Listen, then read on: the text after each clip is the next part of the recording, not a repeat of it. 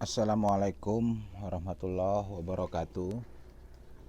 Saudara-saudara sekalian, para peraja.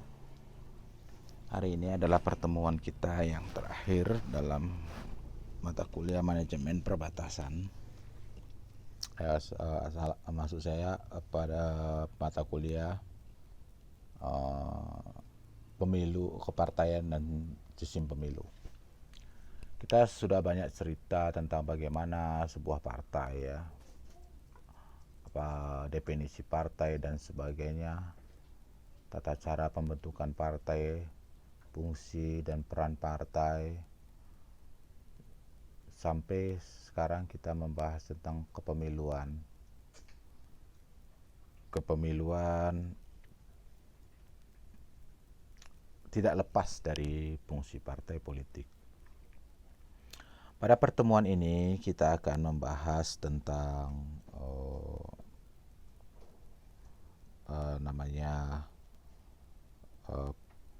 prinsip penyelenggaraan pemilihan umum. Ya, oke. Penyelenggaraan pemilihan pemilu, prinsip-prinsip, kaidah-kaidah, norma-norma yang harus dipegang dalam penyelenggaraan pemilihan umum. Ya.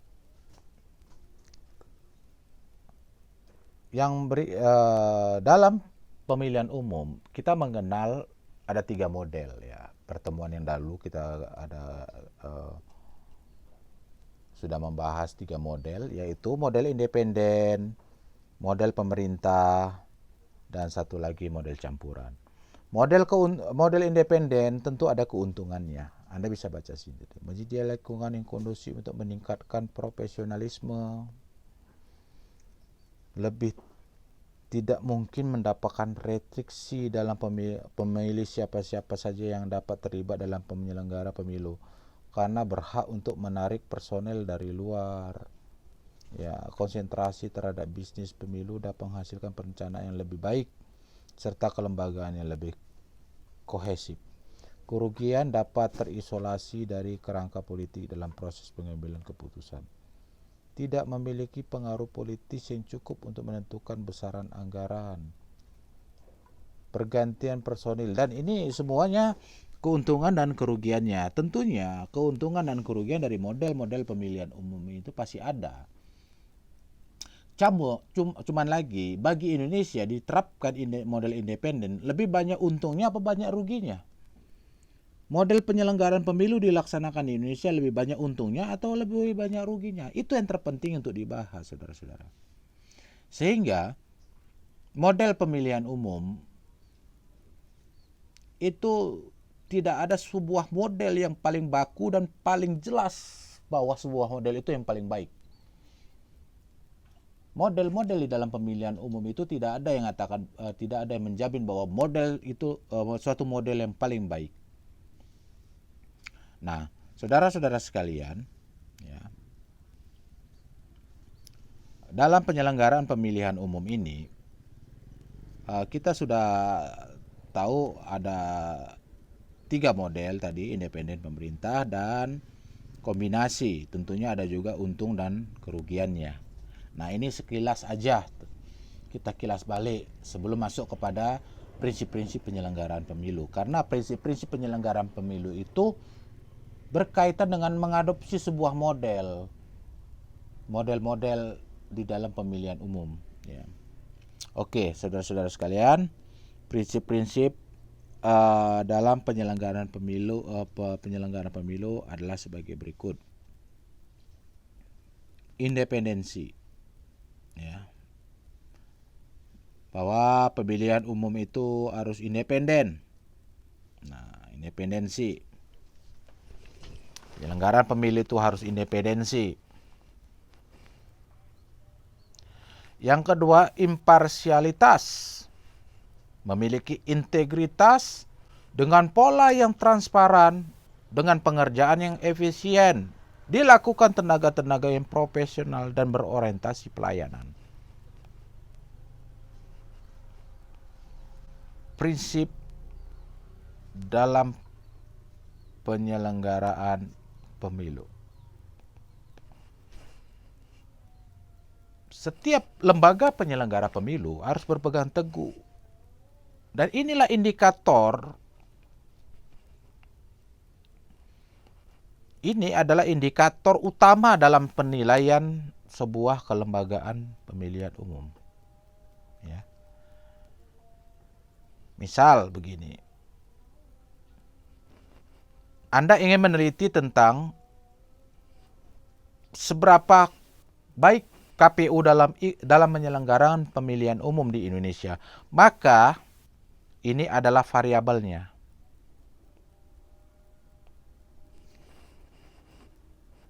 Independensi, imparsial, integritas, transparan, efisiensi, profesionalisme, berorientasi pelayanan. Ini adalah semua bisa dikatakan indikator untuk melihat seberapa besar KPU itu memiliki kemampuan dalam penyelenggaraan pemilihan umum. Sehingga apabila Anda menggambarkan hasil penelitian tersebut, KPU Indonesia itu mungkin begini, ya, efisiensi, transparannya mungkin jelek, profesionalismenya mungkin bagus, independensinya jelek sekali, mungkin integritasnya bagus, tinggi, imparsialitasnya mungkin sedang-sedang saja, sehingga kita menggambarkan bahwa kurva daripada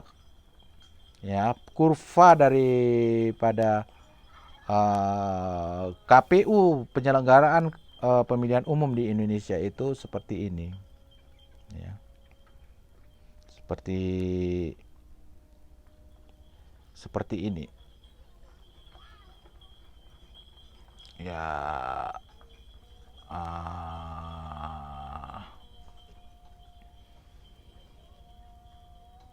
Artinya profesionalismenya rendah sekali.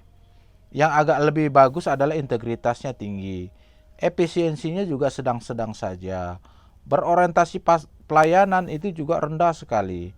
Nah, inilah sebuah hasil analisa dalam penelitian tentang seberapa besar efektivitas penyelenggaraan pemilu dia daripada prinsip-prinsip dari penyelenggaraan pemilihan umum.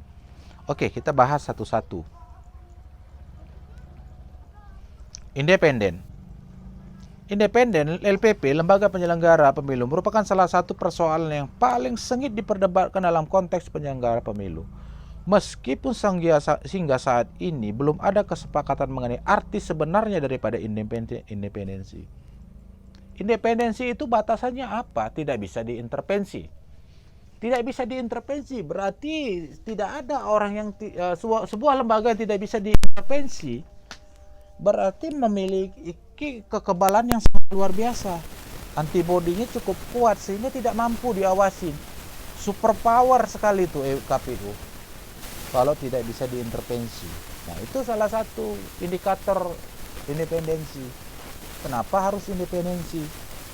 Nah, sebagai alasannya adalah karena istilah independensi merujuk pada dua konsep berbeda, yaitu independen struktur dari pemerintah dan independen sikap yang diharapkan dimiliki oleh semua LPP.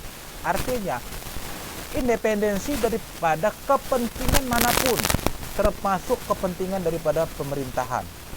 Independensi terhadap pemerintah dan independensi dalam bersikap. Tidak bisa dipengaruhi. Berpegang teguh kepada prinsip, berpegang teguh kepada aturan, berpegang teguh kepada norma-norma yang berlaku. Itu baru independensi. Jangan independensi itu yang sifatnya negatif, yaitu independensi yang tidak bisa dikritik.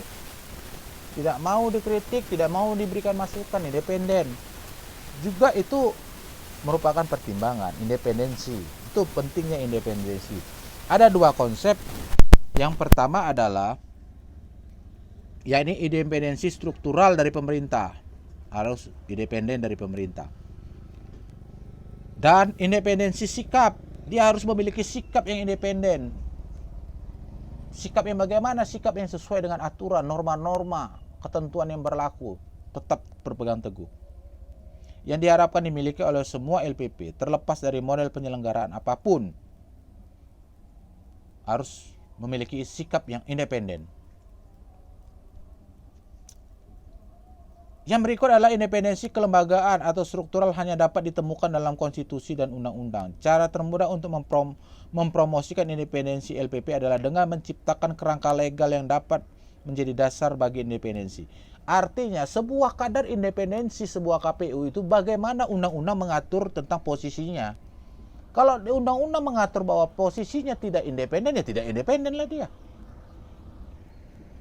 Kalau lembaga penyelenggara pemilu di bawah eksekutif dan di bawah pengaruh partai yang berkuasa atau di bawah pengaruh pemerintah dalam undang-undangnya, maka dia juga tidak independen. Yaitu dia tidak independen. Dia tergantung ditemukan dalam konstitusinya, dalam undang-undangnya. Apa kata undang-undang tentang independensi dari kepada penyelenggara pemilihan umum? Itu apa kata undang-undang? Yang kedua, imparsial, untuk menciptakan proses pemilu yang berintegritas dan kredibel serta meningkatkan penerimaan publik terhadap hasil pemilu, maka sangat penting bagi LPP untuk tidak saja bekerja secara independen tetapi juga imparsial.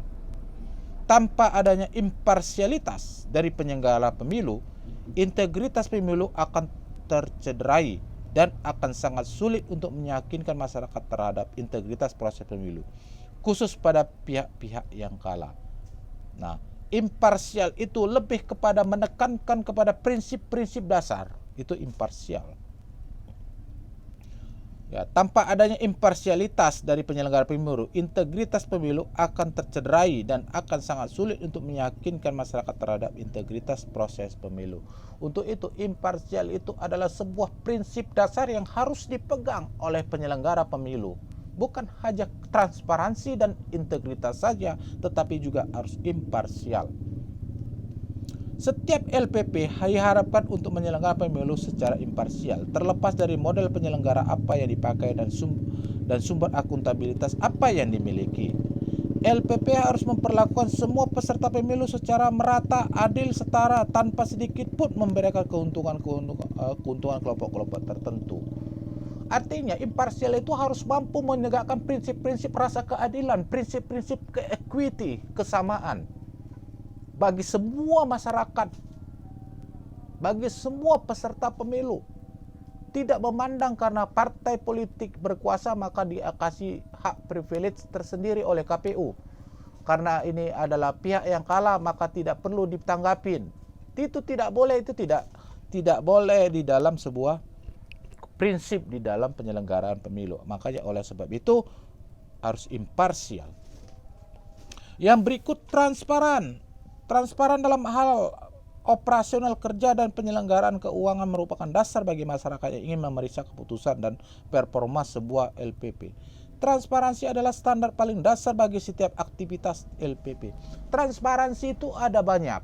Transparansi anggaran, transparansi proses pengambilan kebijakan, transparansi dari proses pengambilan keputusan yang penting, transparansi daripada rekrutmen anggota lembaga penyelenggara pemilu. Semuanya transparan. Nah, orang bukan saja memandang bahwa transparansi itu hanya transparansi anggaran. Tetapi yang terpenting juga adalah transparansi dalam proses pengambilan kebijakan. Artinya, tidak kompromi untuk berbuat jahat. Walaupun tidak korupsi, tapi merugikan orang lain juga sama posisinya dengan korupsi. Transparansi ke pemilu dapat dibantu dengan adanya undang-undang pemilu. Misalnya dengan mewajibkan secara legal bahwa LPP harus melaporkan setiap kegiatan kepada publik. Ini dia, intinya kuncinya adalah LPP wajib melaporkan akuntabilitasnya kepada publik. Wajib melaporkan bagaimana penyelenggaraan dan kegiatannya sehari-hari dalam kepada publik, sebagaimana dipraktekkan oleh Indonesia. Ya. Transparansi juga dapat ditegakkan melalui kode etik atau kebijakan internal yang dimiliki LPP. Misalnya secara rutin membuat press release, melakukan konsultasi dengan para pemangku kepentingan sebagaimana dilakukan oleh LPP di Liberia pada pemilu-pemilu tahun 2005. Artinya bahwa mereka itu tidak boleh menutup diri bahwa mereka adalah kekuasaan merupakan kekuasaan sentral dalam pemilu. Tidak boleh, karena apa? Penyelenggaraan pemilu adalah kepentingan masyarakat banyak, kepentingan bangsa dan negara. Untuk itu, penyelenggara pemilu harus membuka diri untuk memberikan masukan, membuka diri untuk menerima masukan daripada masyarakat dan kelompok-kelompok kepentingan stakeholder lainnya. Lembaga penyelenggara pemilu harus bisa membuka diri kepada semua kritikan-kritikan, kepada semua pengawasan-pengawasan yang dilakukan oleh masyarakat. Bukan malah lebih mengabdi kepada penguasa. Kita ketahui bahwa ada beberapa penyelenggara pemilu di Indonesia yang mana KPU-nya cenderung untuk berpihak kepada penguasa. Ya, itu tidak bisa ditutupin secara publik. Publik sudah bisa menilai bagaimana mana KPU yang memiliki independensi yang tinggi, mana yang tidak. Dalam penyelenggaraan proses KPU, proses penyelenggaraan pemilu, KPU itu adalah sebuah sistem di dalamnya, sistem manajemen di dalamnya. KPU itu juga mengelola manajemen di dalamnya. Untuk itu, pengelolaan manajemen di dalam KPU itu harus efisien. Pemerintah dan masyarakat berharap dana yang digunakan untuk menyelenggarakan pemilu dapat digunakan secara bijak dan efisien. Dalam arti tidak melakukan pemborosan. Karena ini uang rakyat, bukan uang dia, maka suka-sukanya saja mereka menggunakan uang tanpa melihat untung ruginya daripada penggunaan uang itu. Karena ini adalah uang rakyat, uang publik. Jadi pertanggungjawaban keuangan itu bukan hanya transparan, tetapi juga penggunaan keuangan di dalam penyelenggaraan pemilu itu juga harus efisien. Efisien dan efektif dalam penggunaan keuangan untuk mencapai tujuannya. Nah, bukan saja masalah akuntabilitas dan transparansi, tetapi efisien juga penting, sehingga tidak terjadi yang namanya pemborosan. Bayangkan negara kita ini hampir menghabiskan dana 100 triliun untuk pemilu. Coba Anda bayangkan kalau 100 triliun itu disumbangkan kepada fakir miskin atau disuntikkan kepada suntikan modal kerja daripada masyarakat yang miskin, mungkin Indonesia kita cepat bangkit dari mungkin lebih cepat kita keluar dari disebut negara-negara terbelakang atau negara miskin. Tetapi karena uang itu dipakai untuk pemilihan umum, yang mana pemilihan umum juga penting untuk melegalitaskan sebuah namanya demokrasi, untuk memilih pemimpin yang betul-betul dicintai oleh rakyatnya. Kita harus mengeluarkan uang 100 triliun. Kalau kita hanya memilih seorang pemimpin negara yang kerjanya memperkaya diri, sayang uang yang 100 miliar untuk pemilihan umum. Kenapa nggak dibangunkan kepada sekolah-sekolah mungkin lebih baik. Nah itu, sehingga kita harus tahu ada kaitannya antara uang, efisiensi itu adalah antara input dan output itu harus seimbang. Jangan inputnya banyak, outputnya kecil. Itu tidak efisien. LPP yang sukses adalah LPP yang berintegritas, kompeten, dan efisien. Ketiga kualitas ini dapat membantu meningkatkan kepercayaan publik dan partai politik terhadap proses pemilu. Ya. Berintegritas, kompeten, efisien. Integritas, moral. Kompeten, skill. efisien manajemen,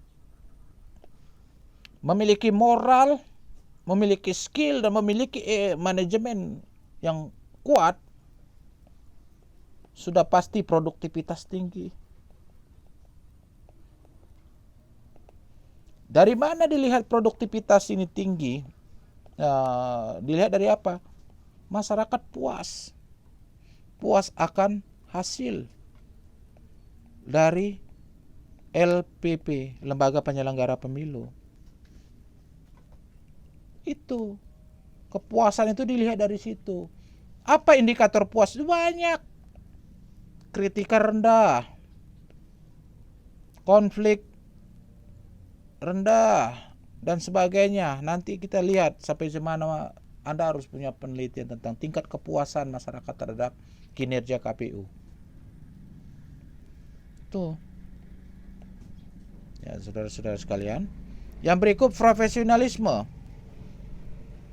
Profesionalisme adalah sejumlah elemen profesionalisme di dalam penyelenggara pemilu, implementasi yang teliti dan akurat, serta anggota staf yang kompeten, merupakan dua elemen kunci untuk melaksanakan pemilu yang kredibel. Setiap LPP wajib memastikan bahwa semua personel mereka, baik staf inti maupun pekerja temporer, merupakan pekerja terlatih dan memiliki kompetensi teknis yang dibutuhkan untuk melaksanakan pemilu dengan standar profesionalisme yang tinggi. Ini berkaitan tentang profesionalisme, berkaitan dengan skill yang mereka rekrut.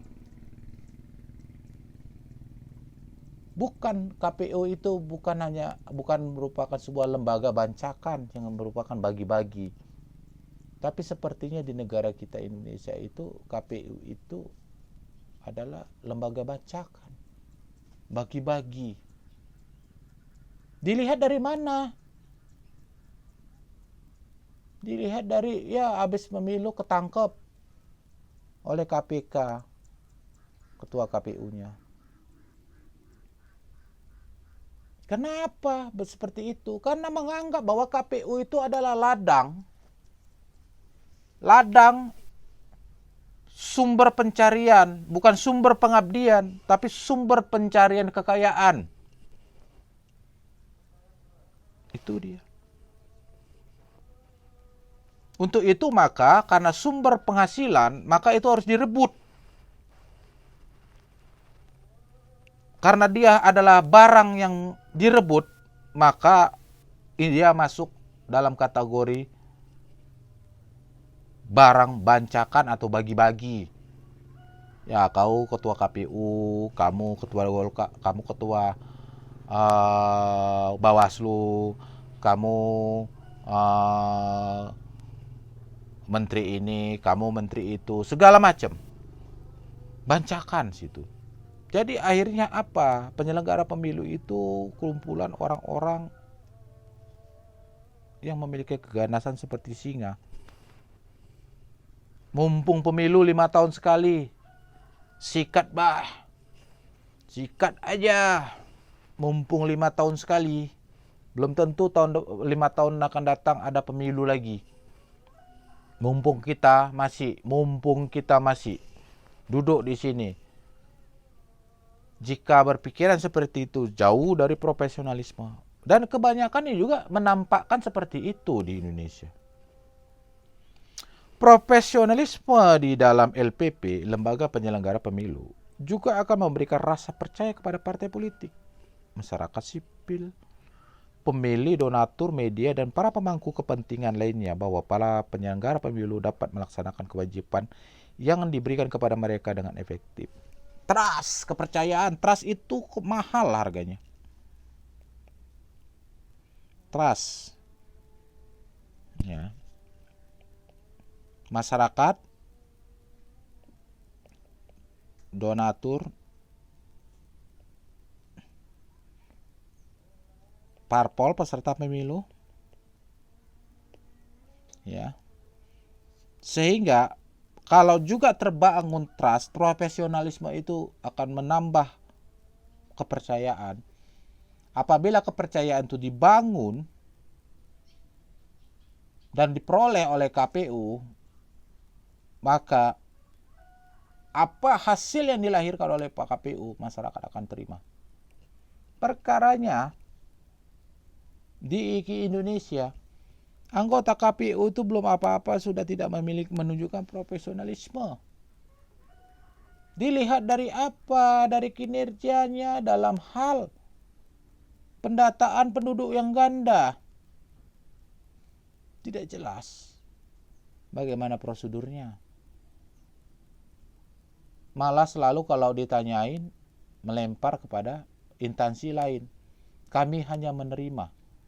KPU hanya menerima. Kami hanya menerima. Yang mengelola data itu adalah Kementerian Dalam Negeri. Dalam hal ini Dirjen Adminduk tentang jumlah penduduk. Tidak akan selesai proses seperti itu. Itu menunjukkan ketidakprofesionalan. Karena ciri-ciri ketidakprofesionalan itu adalah selalu dengan lepas tanggung jawab. Lepas tanggung jawab, itulah ciri-ciri dari ketidakprofesionalan. Oleh sebab itu maka profesionalisme KPU itu sangat perlu ditingkatkan. Ini berkaitan dengan skill, ini berkaitan dengan attitude, ini berkaitan dengan perspektif etika dan moral daripada peserta KPU. Untuk mencari itu memang sulit. Oleh sebab sulitlah, maka lembaga KPU itu tidak boleh dijadikan lembaga bancakan. Diperuntukkan bagi orang-orang yang kroni-kroninya. Karena KPU itu bisa memonitor, bisa mengutak-ngatik angka-angka. Jika kita berpikiran seperti itu, demokrasi tidak bermakna apa-apa. Kita tidak demokrasi yang tidak memiliki makna. Demokrasi yang kita kerjakan sekarang itu adalah demokrasi yang sifatnya prosedural. Metode pemilihan umum yang transaksional. Partai politik berebut kekuasaan dengan cara apapun, mengesampingkan moralitas dan etika. Karena apa? Karena lembaga pemilihan umum juga tidak memiliki profesionalisme dan integritas. Berujung kepada negara yang kacau. Pemerintahan yang tidak legitimate memimpin negara sehingga negara diambang kekacauan. Saudara-saudara sekalian, prinsip-prinsip dasar yang harus dipegang di dalam pemilihan umum inilah, yang dipegang di dalam penyelenggaraan pemilihan umum inilah menjadi penting bagi kita untuk kita pelajari dan kita laksanakan, karena ini adalah kode of conduct, standar etika yang harus dipegang oleh sebuah lembaga penyelenggara pemilu. Saudara-saudara sekalian, yang terakhir adalah berorientasi kepada pelayanan. Nah, ini orientasi kepada pelayanan. Apa yang dilayani peserta pemilu dan pemilih? Peserta pemilu dan pemilih. Yang keduanya bukan hanya penyelenggaraan pemilu saja yang perlu dilayani. Informasi penting. Harus mampu penyelenggara pemilu menyediakan pelayanan dan transparan kepada masyarakat. Anytime, anywhere.